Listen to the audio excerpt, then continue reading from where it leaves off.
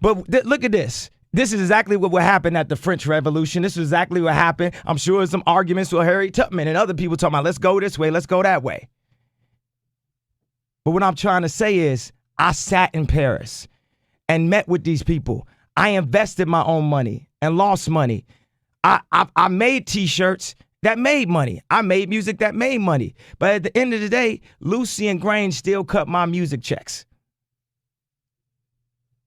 As powerful as my voice is, Lucian still runs 50% of the music industry.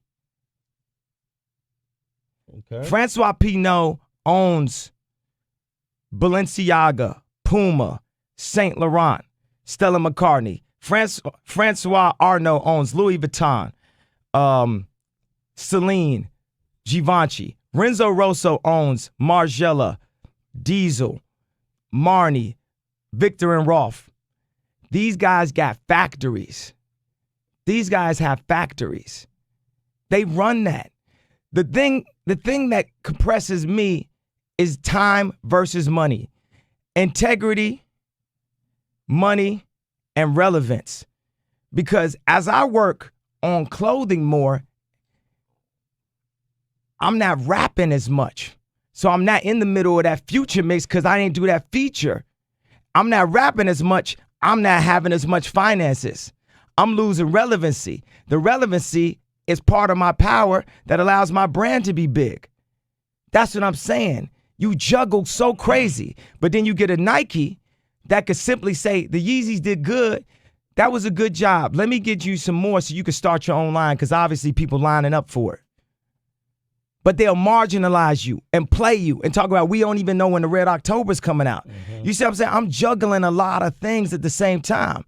You know what I'm saying? Like, y'all putting me number 6 after Big Sean on the hip hop list. Man, you really give a what I'm saying, my relevancy, that means because I'm wearing a kilt or because I'm doing something man, that's ain't gaining. Why you came number 6 at the time we did the show.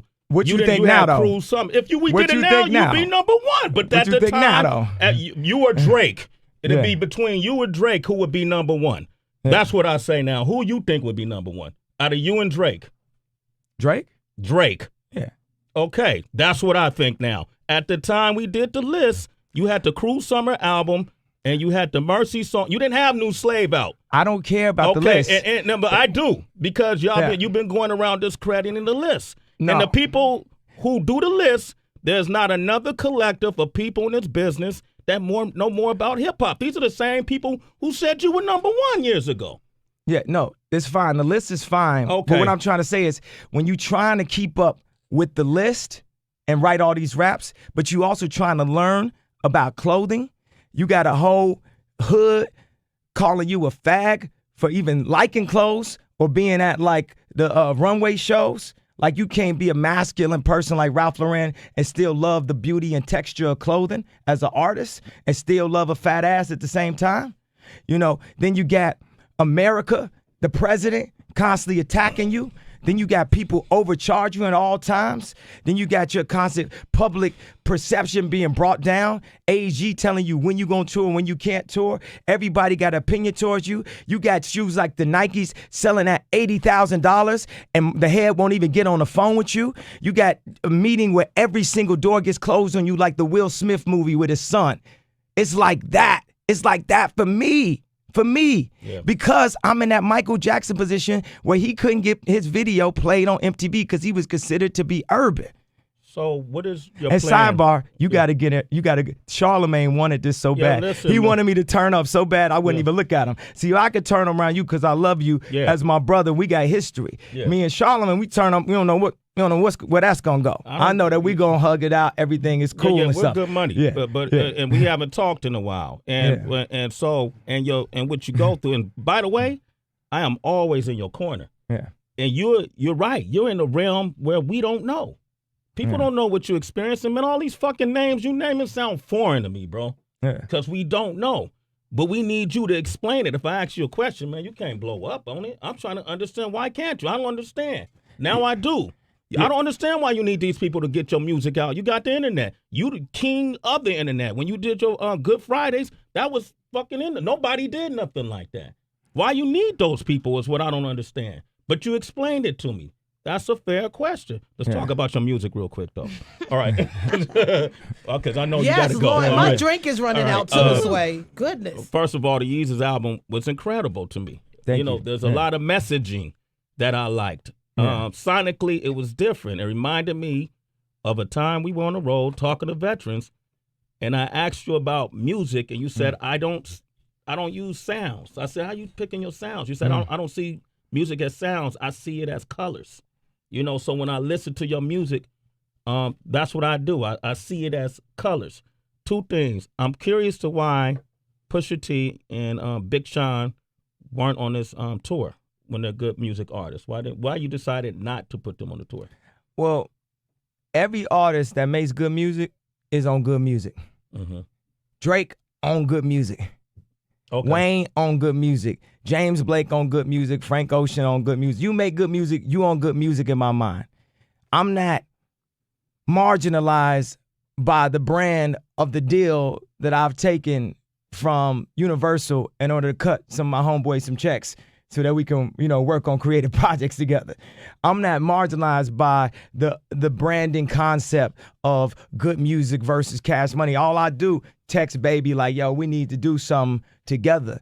You know what I'm saying? We not each other's enemies. And everybody got to get their own, maybe it's just a piano that I bring in for John Legend, executive produce that. Maybe it's an art package that I do for Pusha, or beg him to take like a certain song off that I think sound too commercial, because, we didn't quite get to that with Big Sean on some of the songs that I wanted to take off and stuff. And it upset me as a hip hop artist a bit.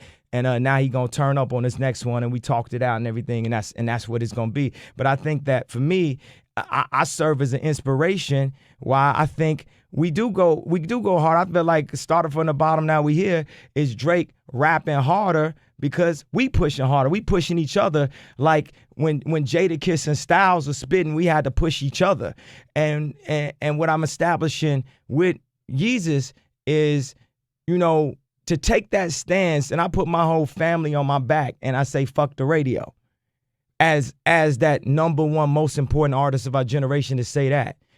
And I'm saying fuck the radio, not saying I don't want to be played on the radio, but it's just saying stop making songs for the radio, make songs for the people.